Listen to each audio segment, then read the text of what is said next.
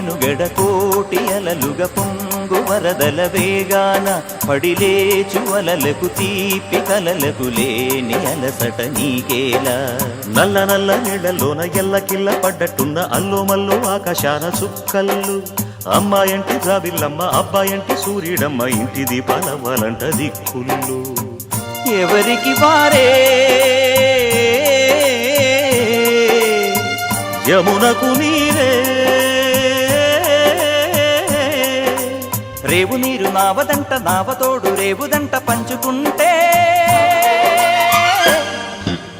గోరు వంక వాలగానే గోపురానికి స్వరాల గణగణ గంటలే మోగనేలా.